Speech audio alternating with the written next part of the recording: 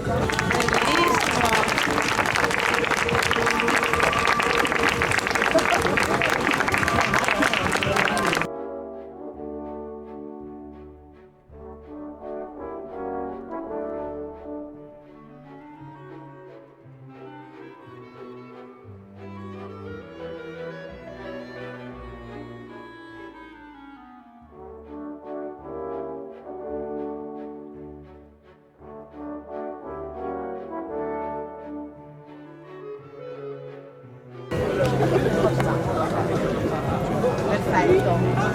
Dai Gianna.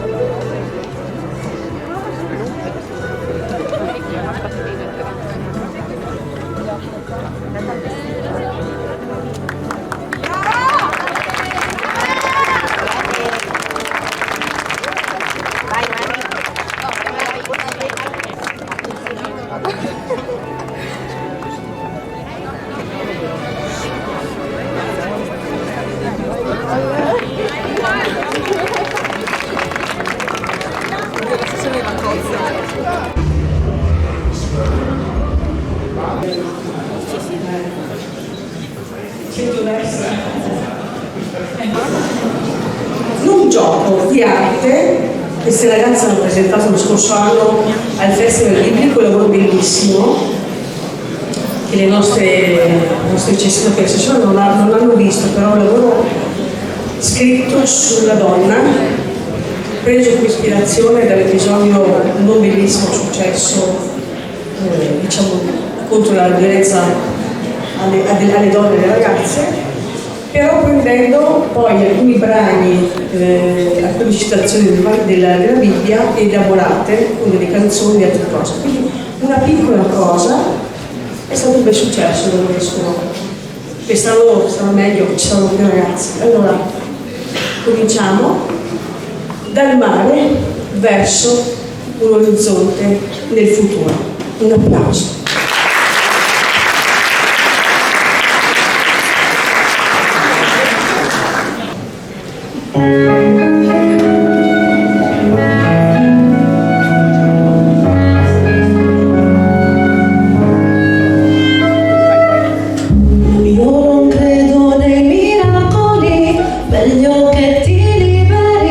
Meglio che ti guardi dentro questa vita, lascia i lividi, questa mette i brividi, certe volte più un combattimento c'è, quel vuoto che non sai, che poi non dici mai, che brucia nelle vene come se il mondo è contro te e tu non sai perché. Lo so, me lo ricordo bene, io sono qui per ascoltare un sogno, non parlerò se non ne avrai bisogno mai.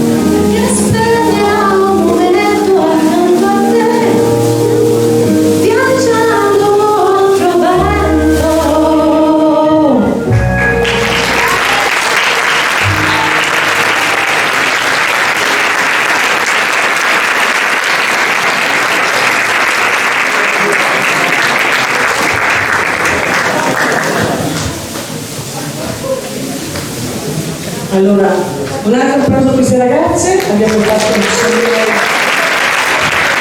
la nostra Regina del Mare.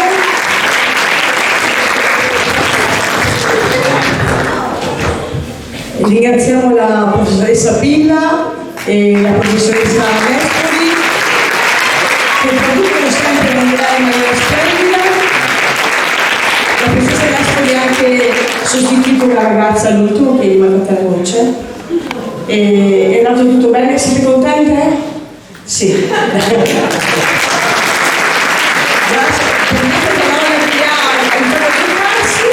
E do la parola al nostro direttore, accendo le luci, certo.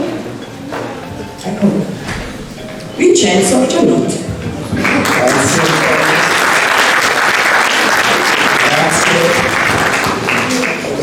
Allora io non faccio altro che salutarvi tutti quanti di nuovo, ringraziare questa ampia partecipazione. Francamente non mi aspettavo che questa sala fosse così piena. I nostri graditissimi ospiti che sono stati già introdotti prima dal presidente Alberto Baradel, ma che ringrazio di nuovo. E ho qui una piccola lista perché sono smemorato e devo fare una serie di ringraziamenti. Sapete che quando si fanno questi incontri, queste feste, la cosa più importante, una delle cose più importanti è ringraziare quanti hanno partecipato in un modo o nell'altro. D'accordo? Allora io ringraziamo nuovamente il signor Giannini che si onora della sua presenza qui a scuola e tutti i padri Cavanis che hanno partecipato e concelebrato la messa insieme al Monsignore. Permettetemi di citare due assenti tra i padri, padre Gigi Pennacchi che purtroppo non sta bene oggi e quindi ha dovuto rimanere a Venezia, però mi ha chiesto esplicitamente di portare il suo saluto a tutta la comunità e io quindi lo porto.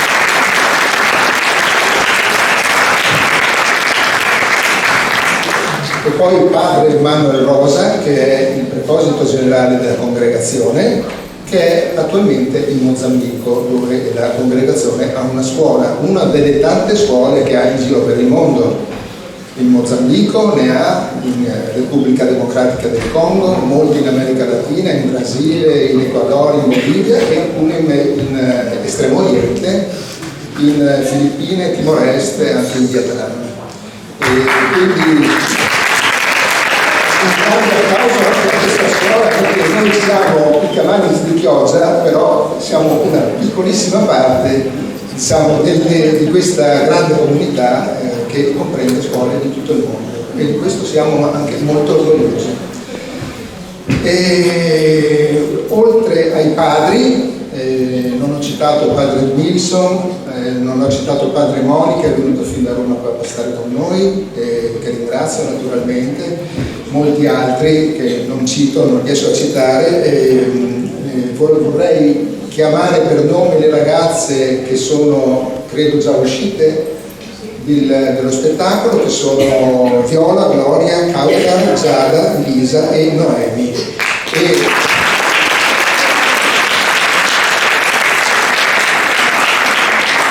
Hanno veramente fatto uno spettacolo commovente e io sono orgoglioso di loro. Mi dispiace che Matilde non fosse presente, la cantante, ma è stata più che degnamente sostituita dalla nostra docente di lingue Eleonora Nespoli. E poi ancora la Nemiera Cloviense che le ha accompagnate con grande disponibilità, le ha accompagnate per questo ingresso spettacolare che hanno fatto proprio dal mare. E poi ancora, scusate se mi dilungo un attimo, però terminiamo presto con la questione dei saluti. Abbiamo, devo ringraziare alcuni ospiti e sponsor di questa festa e anche dei progetti che noi stiamo conducendo, poi ne parliamo.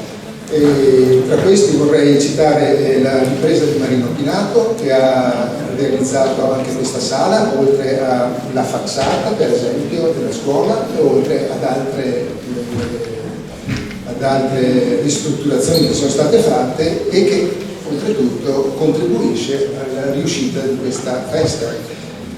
La Banca Generali che pure contribuisce, la ditta AR Automazioni che ha realizzato alcune lavorazioni speciali per il nostro telescopio, che poi vedremo. Qua c'è una piccola esposizione che al termine delle relazioni potete ammirare. La ditta Nece Spa, il cui titolare Giuseppe Fasolato dovrebbe essere qua presente, credo, è una grossa società che fa anodizzazione di alluminio e che ha contribuito pure alla realizzazione del telescopio, le piccole parti che sono state realizzate perché il progetto è in corso e si concluderà a maggio del 2025. E poi ancora Ferro Samueli di Tecnomec, Lando Simone di Filomeccanica e Zanelato Alessio e Vittorio di Izita. Bene, esaurita questa parte dei saluti, è con grande piacere che introduco invece i due relatori che devono parlare adesso, delle relazioni brevi ma sicuramente molto interessanti, che consiglio a tutti di ascoltare con attenzione. In primis il nuovo assessore regionale alla formazione, lavoro e istruzione, Valeria Mantovan, dottoressa Valeria Mantovan, che immagino darà una relazione sulle prospettive delle scuole professionali.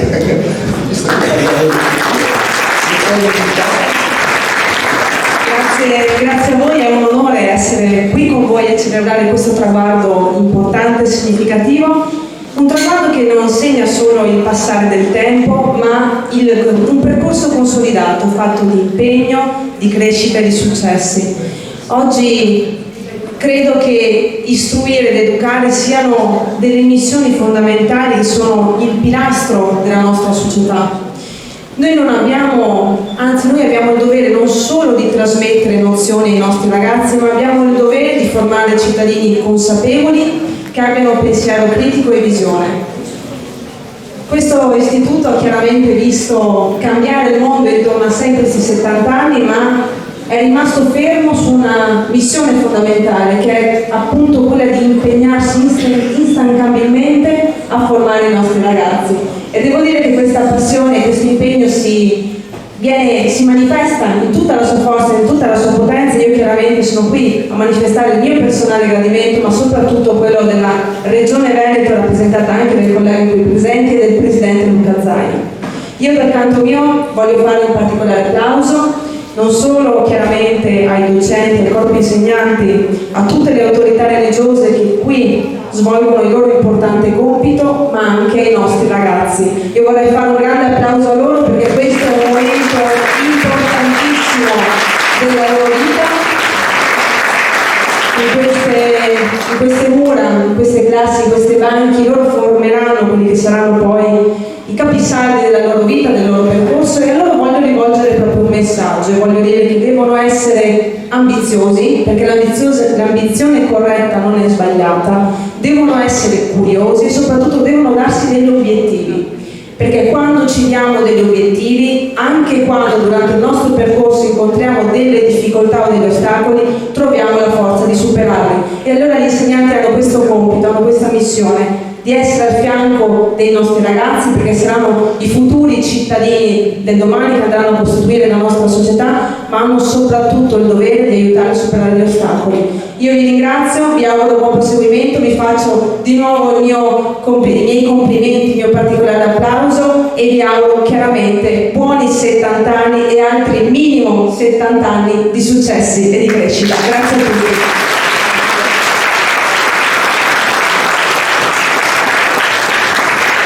Assessore per le sue bellissime parole, per noi sono un incitamento ad andare avanti così e anche meglio.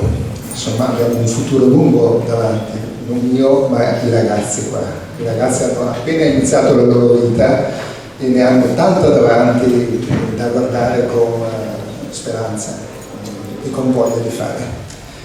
E grazie ancora, lei ha un compito molto importante nell'amministrazione pubblica, è un compito arduo che sono certo riuscirà a portare avanti egregiamente e noi ci contiamo perché tra l'altro la scuola professionale è nel mezzo di un grande cambiamento adesso, per cui lei capita proprio nel momento giusto e sarà un bel impegno.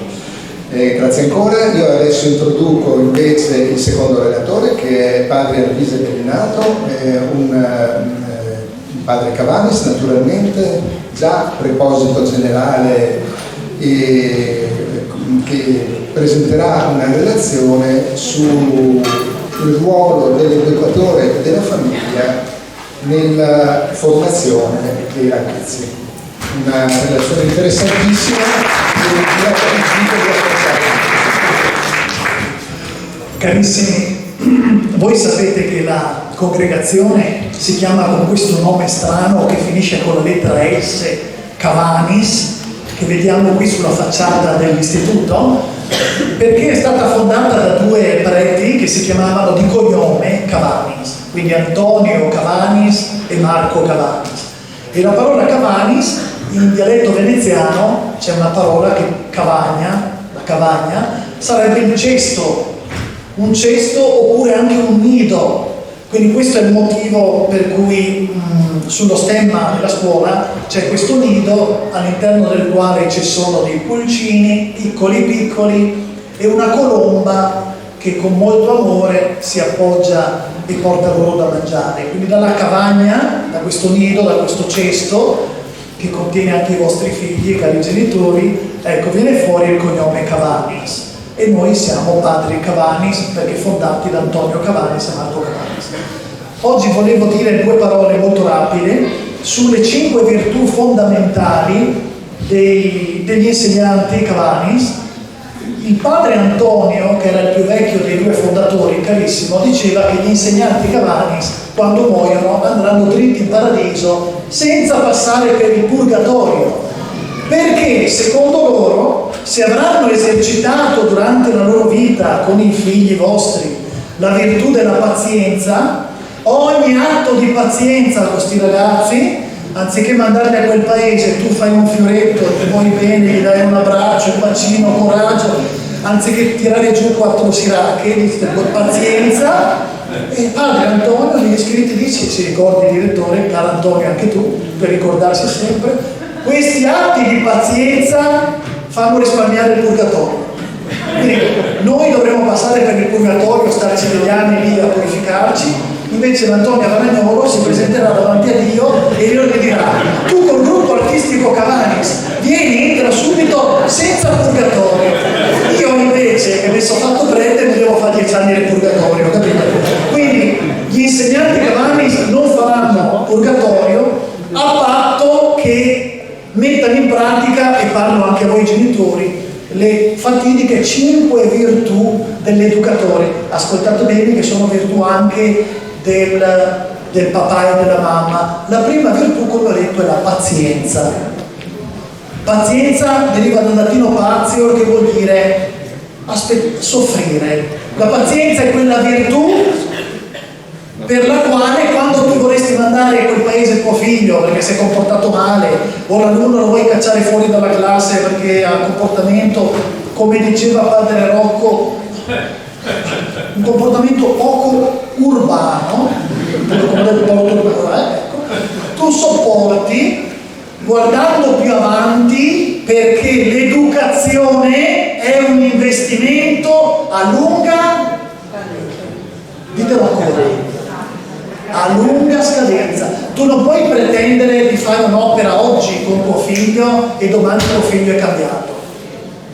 Per l'educazione bisogna fare un investimento a lunga scadenza, bisogna avere pazienza.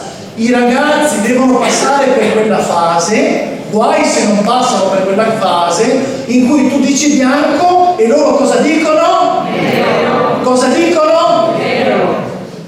E se non dicessero nero? Sarebbe un miracolo.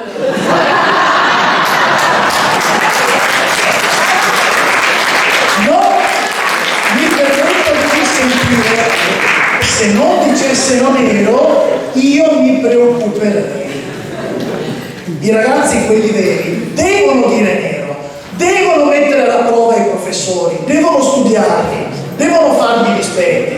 È quell'antitesi che permette poi al ragazzo di diventare se stesso. Io insegnavo religione nei licei, quando gli parlavo della castità, loro mi guardavano tutto convinto, fervoroso, sai, hai fatto il voto di castità, e uno si alza e mi fa: padre, noi crediamo a quello che lei ci dice, però vogliamo arrivarci noi a questo, non perché ce lo dice lui, capito? Quindi ricordatevi, la pazienza verrà sempre ripagata, sia che sia del papà e della mamma che dei professori, e poi vi risparmia il purgatorio, ricordate, veramente il purgatorio. La seconda virtù è la vigilanza, che consiste, non so se avete notato a pochissimo tempo, consiste nel tenere sempre d'occhio i ragazzi, nel non abbandonarli mai.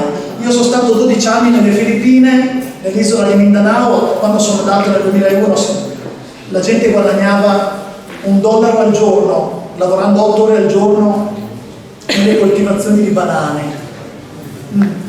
Ma la regola qual era con i miei ragazzi? Era di sapere sempre dove erano, non abbandonarli mai, perché con la vigilanza vedi tante cose. Durante il gioco capisci più che in un anno scolastico.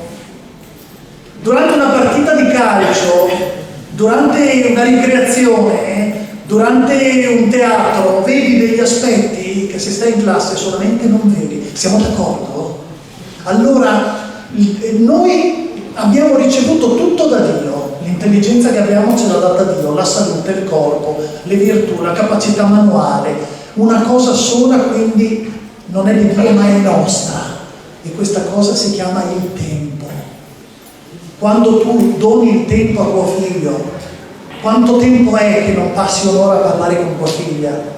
Sempre di fretta, fermati, parla con tuo figlio, il professore, l'insegnante, dona il tempo. E in questo tempo c'è la vigilanza, in questa vigilanza tu conosci il cuore dei ragazzi. Siamo d'accordo? Quindi pazienza, vigilanza, poi c'è una virtù clamorosa, qui c'è il vescovo. Noi Cavanis avremmo dovuto essere preti diocesani, non dovevamo diventare religiosi. Abbiamo fatto domanda al Papa di essere un gruppo di preti della diocesi, finché hanno voglia di insegnare, di stare con i ragazzi, ci stanno. Se poi per varie cose non giudico nessuno, tu arrivi al punto che non ami più i ragazzi, non li capisci più, non li stimi più, ti danno fastidio, non devi insegnare più. Allora, il Papa ha detto, quando Padre Marco è andato dal Papa, ha detto: noi vogliamo che chi se la sente, chi ama i ragazzi, chi gli vuole bene, li capisce, li stima, stia a fare questo, altrimenti torna dal vescovo, il vescovo gli fa fare il cappellano dell'ospedale, il parroco, ma non lavori più con i ragazzi, perché lavorare con i ragazzi senza stimarli fai danni. E allora ecco, questa è la cosa importantissima, la speranza di frutto, la terza virtù, la speranza di frutto. I peggiori, io insegno da 26 anni, i peggiori sono quelli che poi dopo qualche anno mi vengono a chiamare: padre, puoi celebrare il mio matrimonio. Penso a padre Rocco, a padre Luciano, ai padri cui hanno celebrato il matrimonio in mezza chioggia. Erano quelli che mi facevano dannare in classe e poi hanno avuto l'esito più bello. Si sono fatti la loro impresa, hanno trovato la loro strada, hanno capito, sono tornati: padre, io ti voglio bene, grazie anche per quella volta che mi hai tirato uno schiaffo, che mi hai raddrizzato bene, no? Allora vedete, la speranza di frutto, se non stimi i ragazzi lascia perdere, devi avere questa speranza. Pazienza, vigilanza, speranza di frutto, e poi una virtù che sembrerà strana, il coraggio. Io lo so, e finisco, che qualcuno dice ad entrare in certe classi. A Roma eravamo in borgata a Torpignatara, la professoressa di inglese mi diceva: padre Elise, prima di entrare in quinta B io faccio un esorcismo. Vedevi sta donna polacca che si fermava davanti alla porta e faceva: ma dai, scusa, io vi benedico, in nome del Padre, del Figlio e dello Spirito Santo. E dico, in classe il demonio continuava o no? Abbastanza. Comunque, sostanzialmente il coraggio, io credo che oggi a educare e a insegnare ditemi se mi sbaglio, ce ne vuole. Vero che fate tutti così? Infatti per me il mito qui è il padre Daniel che insegna religione, che è la materia proprio per butti via la religione. Io ho detto, padre Daniel, ma tu entri nelle classi e insegni religione? Sì, ma ti ascoltano? No. Però c'hai ancora coraggio di entrare? Entriamo. Dico, se entrassi che c'è il laboratorio, con la religione c'è il coraggio. Coraggio deriva da cor, che vuol dire cuore. Gli educatori devono avere il cuore e anche i genitori, non scoraggiarsi mai. E l'ultima, questa è un po' da prete, la quinta virtù è la preghiera, perché se non si prega diventa tutto più difficile. Siamo d'accordo? Con quel rispetto che diceva il vescovo oggi, la laicità l'ha inventata la Chiesa. Nei paesi dove c'è stato il cristianesimo, l'antica cristianizzazione, esiste una chiara separazione tra Stato e religione. È il rispetto. Non è laicismo, è laicità. E con questa capacità quindi di tenere sempre presente che ciò che muove noi, ciò per cui io, e volevo dirvi una cosa, io sono bellinato, il figlio di quello che ha il cantiere motonautico a Venezia. Mio padre è concessionario di motori marini e cantiere motonautico. Ero l'unico erede. Dovevo diventare miliardario nell'ambito della motonautica. Quando avevo detto a mio papà che mi facevo prendere, volete sapere cosa ha detto? Ve lo dico? Siete pronti?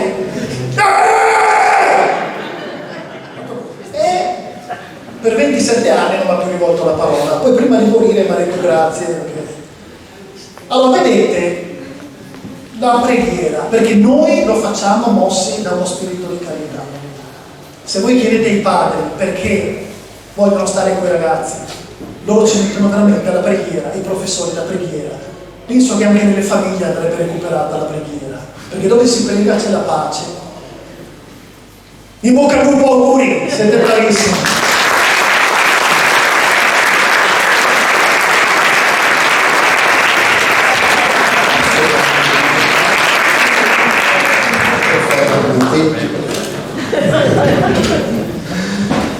Grazie ancora. Io voglio parlare il meno possibile a questo punto. Dobbiamo presentare quel progetto. Come ha già detto Alberto Baradel, come ha già detto anche Antonia prima, questa festa non è semplicemente un guardarsi indietro nostalgicamente ai venti italiani, ma è guardare avanti, verso il futuro. È questo che noi vogliamo fare perché lo fanno i nostri ragazzi. E guardare verso il futuro significa immaginare delle cose meravigliose, che la vita può offrire delle cose meravigliose. Una di queste, dal mio punto di vista, è guardare il cielo stellato.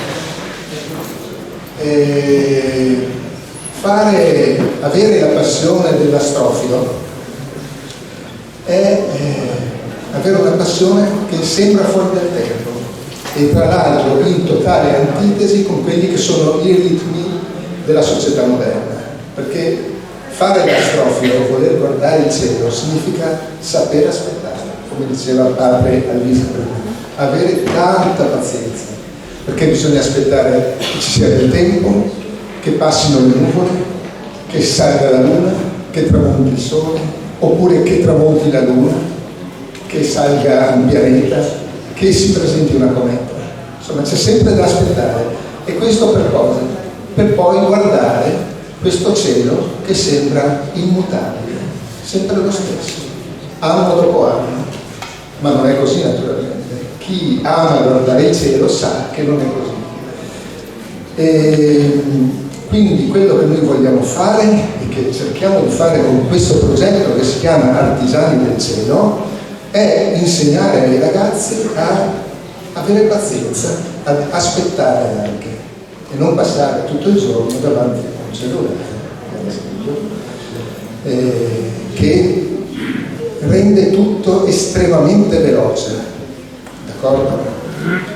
Questo progetto Artigiani del Cielo è un progetto che è cofinanziato dalla Fondazione e finanziato però dalla Presidenza del Consiglio dei Ministri, è partito un anno fa circa, si concluderà fra 8 mesi, a marzo del 2025. Un progetto per il quale abbiamo preparato anche una piccola esposizione qui alla mia destra, e che verrà introdotto adesso da un breve filmato che presenta il nostro amico Stefano Perini, che l'ha anche composto, per cui è anche lui questa vena artistica da dimostrare grazie a questo filmato. E dopodiché io prego già fin d'ora di salire sul palco Stefano Romano Zen, che è un artigiano di grande fama che lavora con i ragazzi per insegnarli a costruire le ottiche. Lui è un ottico per l'astronomia famoso in tutta Italia e anche nel mondo. E prego anche di salire, se c'è, Matteo Folega, che è invece in rappresentanza degli astrofili di Chioggia, e oltretutto è anche un nostro ex allievo ed è anche il titolare di una ditta che collabora con noi da decenni ormai, anche se lui è giovane però. Quindi vi lascio il filmato e poi ai signori che ho citato, insieme con i ragazzi, alcuni dei ragazzi degli artigiani del cielo, per il meritato applauso. Grazie.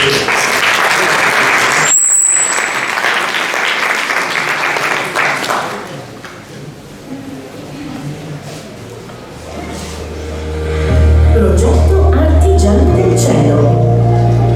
Il progetto, finanziato dalla Presidenza del Consiglio dei Ministri, prevede la costruzione di un osservatorio astronomico alla scuola Cavanis di Chioggia.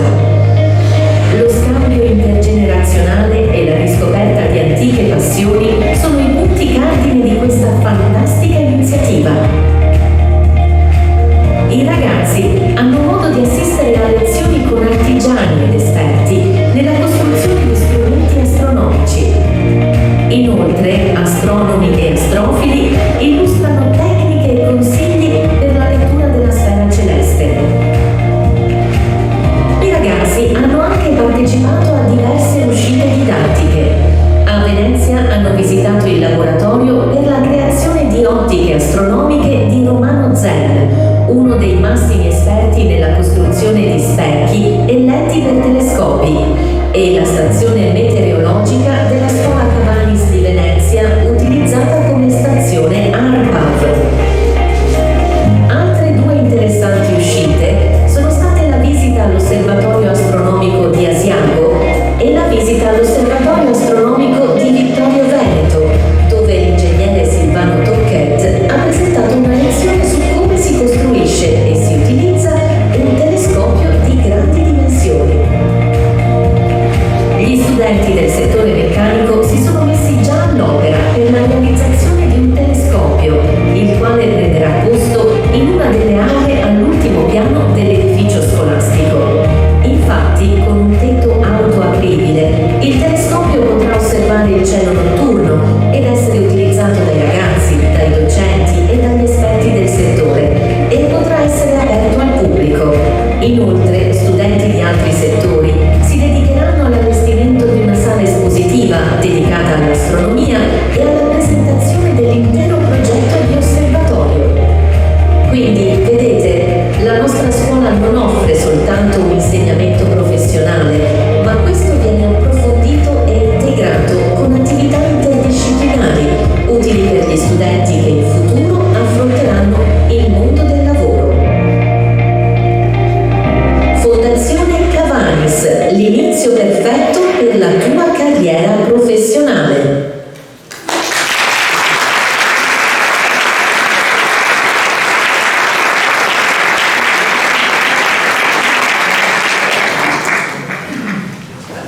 Allora, buongiorno a tutti, io sono il professor Perini, vi presento Romano Zen, che avete visto nel filmato.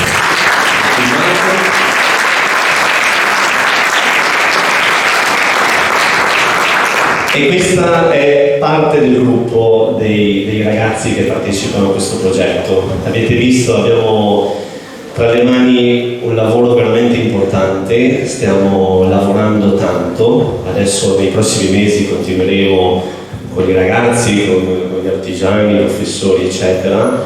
E posso dire che però questo progetto funziona, sì, grazie a noi, agli adulti, agli artigiani, ai professori, ma soprattutto ai ragazzi, perché hanno dimostrato una passione, un interesse incredibile per queste cose e veramente siamo diventati un gruppo che funziona e un gruppo che lavora straordinariamente bene. Quindi io direi che un grossissimo applauso per dedicarlo.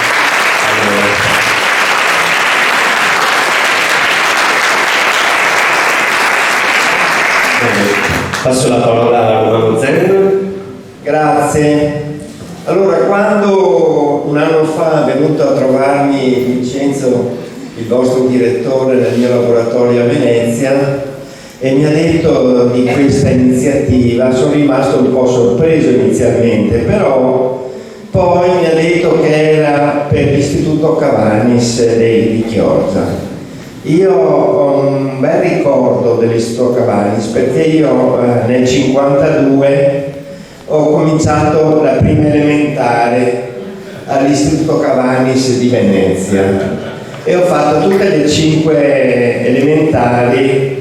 Eravamo una classe numerosissima, mi ricordo, non so se avete mai visto l'Istituto Cavanis a Venezia, all'Accademia, e eravamo 54 alunni nella prima, mi ricordo, e mi ricordo ancora il maestro era un padre Cavanis, ovviamente, che aveva un'enorme pazienza con noi e ho dei bellissimi ricordi. Quindi quando Vincenzo è venuto a trovarmi mi ha detto vogliamo fare qualcosa di questo, ho accettato, anche se io non ho mai avuto alunni, non ho mai avuto apprendisti. Purtroppo la politica in questi decenni ha fatto degli errori gravissimi, dando agli artigiani sempre più adempimenti, sempre più, quasi facendo la guerra agli artigiani veneziani. In Venezia, quando ero un ragazzino,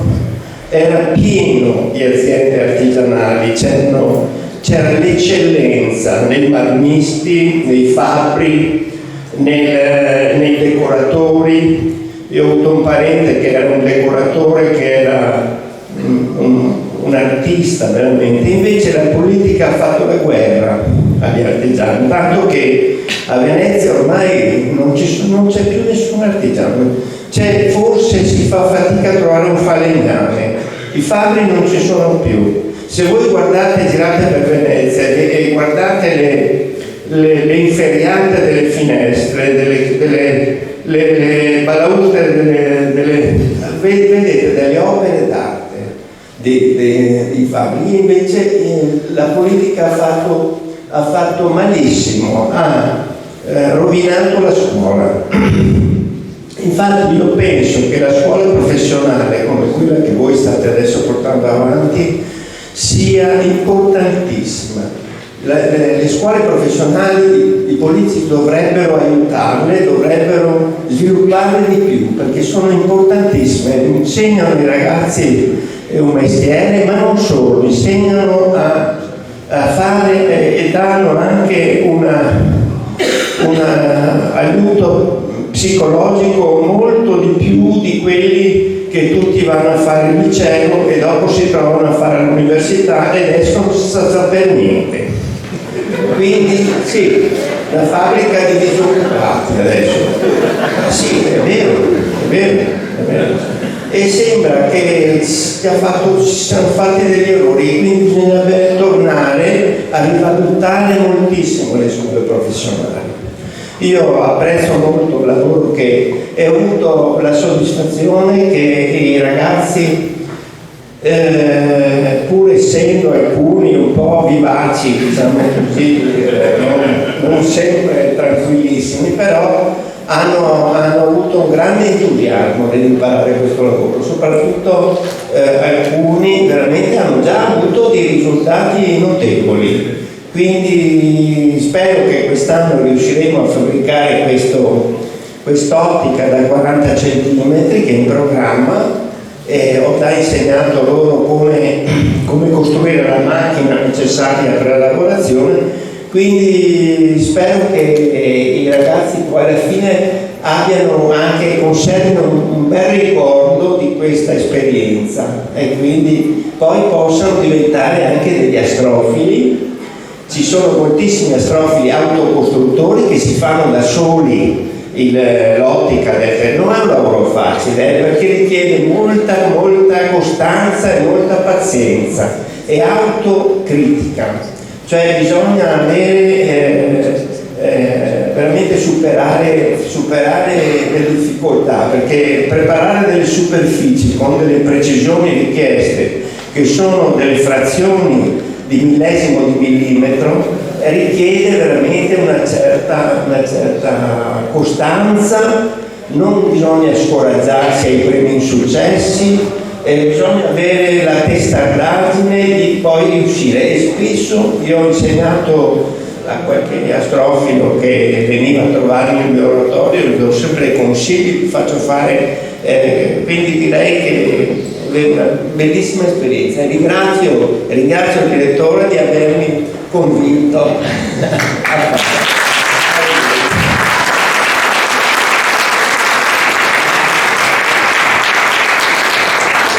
Allora, visto che abbiamo i nostri ragazzi qui sul palco, li faccio presentare dicendo il proprio nome e ripeto, ce ne sono tanti altri, li troverete dopo, quindi dopo li conoscerete. Allora, José Francesco, Andrea Girotti, Roberto Cosmo, Antonio Paetà, Noemi Bellani.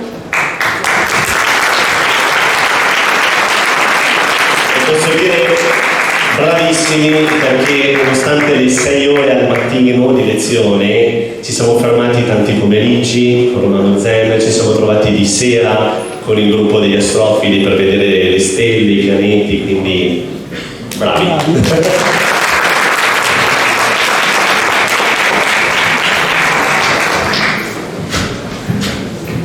Grazie a tutti. Sì, grazie. E adesso il prossimo step ve lo dico fra un attimo. Prima però volevo dire una cosa sulle parole di Romano Zen. Io invece dico: ragazzi, andate all'università. Allora, dovete andare all'università, studiate già, imparate il mestiere e poi cercate anche di andare all'università. Sbaglio?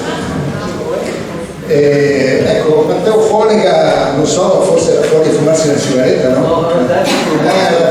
Vabbè, comunque lui è in rappresentanza qua degli astrofili e desidero salutarlo.